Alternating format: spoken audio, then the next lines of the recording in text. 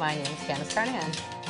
So I'm an inspirational speaker and I travel all over North America and through Europe, and it's always to share my story about a day that changed my life forever.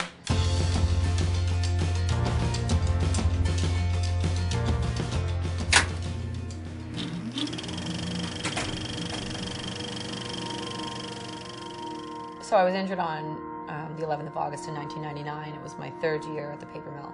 And I was using a commonly used shortcut, stepped over top of a conveyor belt system that was unguarded, and when I did put my foot down, it was at exactly the wrong place at the wrong time. I ended up losing the lower part of my left leg as a result of taking that step, and had my foot and leg amputated.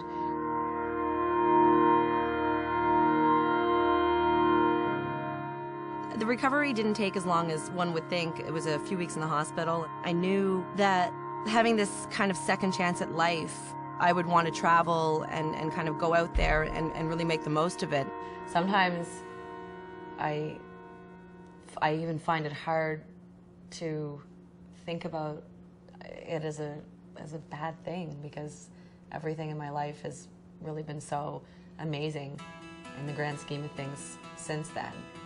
But what I always come back to is that, of course, I have struggles, and your life can be amazing without losing your leg. Obviously, this didn't have to happen.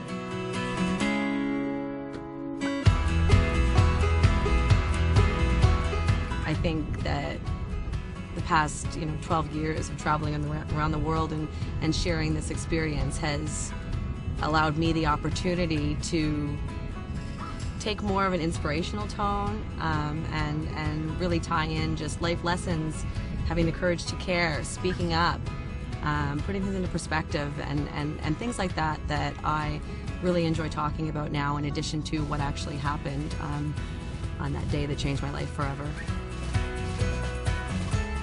So today we are on our way to the Fredericton Convention Center, and I am speaking for WorkSafe New Brunswick for their annual conference. So I'm pretty excited. It's kind of a homecoming feel. I guess my first speech was 12 years ago at this conference, and so it's pretty awesome to be returning here in New Brunswick.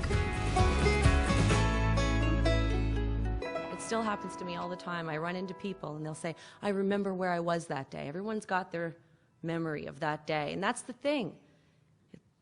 It's not just about you. Someone gets hurt, everybody's affected for years. So this teacher says, I remember I was at the hospital the day you were hurt. I was in Emerge. My son sprained his wrist, and she kind of just went off in her own head, and I was listening politely, and she said, I can still hear that awful scream. And I was like, oh, I don't know if I need to know all this, And I said, oh, I don't remember anything after being at the hospital. And she said, oh no, I'm sorry. That wasn't you, it was your father when he showed up and they told him what happened to you. And that gets me every time I tell it. I only found that out 2 years ago. It's not about you. I'm here today and I'm talking to you, but it's the people who need you to come home safe that this is really all about.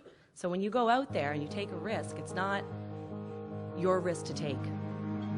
Well, what I thought about Candace's speech today, I thought it was really motivating. The element that she brought in regards to how it can affect people around us, the people that love us, the people at home, our friends, our parents, our children, co-workers. Everybody will be affected.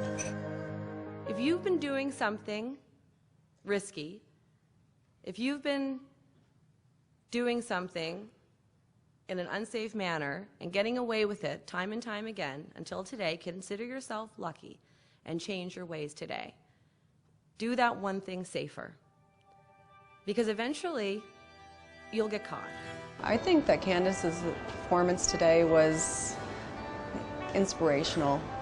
To have such a young girl overcome what she has in her life is just incredible, and how powerful her speech was. I wish I had have been able to bring my own kids along to listen to Candace's speech.